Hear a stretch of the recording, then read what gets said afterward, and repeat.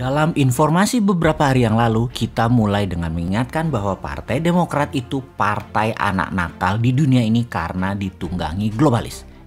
Ini Partai Demokrat Amerika loh ya, bukan partai yang jadi rebutan para jenderal. Bener deh, gara-gara urusan partai di Indonesia adalah syarat untuk jadi penguasa dan pemegang jabatan, juga karena ingin berkuasa terus-menerus sampai anak cucu cicit. Jadi sekarang di SD ada kata-kata mutiara baru. Dua jenderal bertarung, mayor mati di tengahnya. Dua jenderal tersebut, yang satu pejabat dengan posisinya diancam dalam tanda petik, yang satu lagi jenderal mantan presiden yang harus belajar lagi bernegara, karena di banyak negara mantan pejabat harusnya tidak cawe-cawe sama pejabat baru. Di sisi lain, pejabat yang menjabat tidak cawe-cawe dosa masa lalu pejabat tersebut, ini dua-duanya harus belajar. George Bush ya misalnya, sebel bener sama Obama. Selama 8 tahun Obama menjabat, Bush bunyi juga enggak. Sekarang Biden berkuasa, Trump mantannya bunyi juga enggak. Padahal bajingannya Partai Demokrat berkuasa yang di belakangnya globalis mulai perang lagi, di mana Trump dan Republikan dulu nggak ada perang. Drone mulai menembak ke Aramco punya kilang minyak.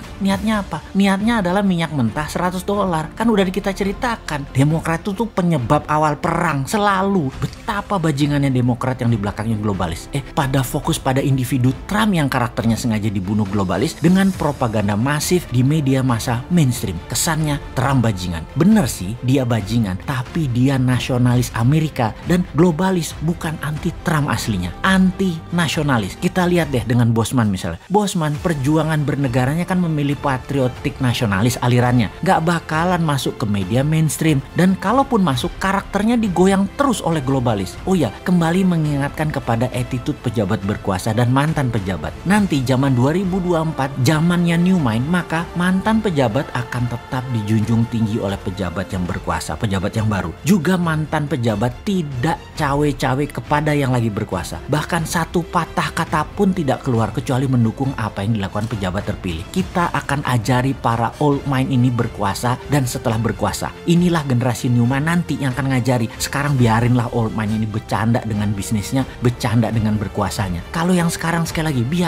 biarin aja mereka nggak ada etika, nggak punya kebijakan yang solid, yang tidak gonta-ganti dalam sesaat. Kebijakan itu harusnya solid. Pejabatnya pinter main kata-kata yang sekarang ini, sementara oposisinya pada mandul kreativitas. Ya memang mereka berdua ya old mind. Jadi akan ada arus besar di tahun 2024. New mind versus old mind, bukan incumbent versus oposisi. Incumbent versus oposisi itu old mind dua-duanya. New mind masih sedikit di tahun 2021. Namun di tahun 2022 pasti akan menguasai pemahaman bernegara kaum digital. Di tahun 2024 mereka yang generasi milenial dan generasi Z menguasai 65% voting right, hak pilih. Inilah generasi digital. Gak bisa dimainkan lagi pakai media mainstream. Jadi kita buktikan bahwa old mind sekarang berkuasa pasti nggak bisa paham dan akan gelegepan ketika BBM harganya mendekati $100 per barel yang dimainkan globalis. Sementara new mind sudah tahu, ini dibuka informasinya oleh new mind, BBM bakal ke arah $100 per barel dan instrumen perang akan dimainkan Demokrat di seluruh dunia. Itu bahkan informasinya sebelum Partai Demokrat menang dan jadi presiden di Amerika. Ya untuk kesekian kalinya, mudah-mudahan salah lagi analisanya Bosman, sehingga yang lagi menjabat dan bernegara kesannya benar, padahal beruntung aja orang gak banyak paham geopolitik dunia.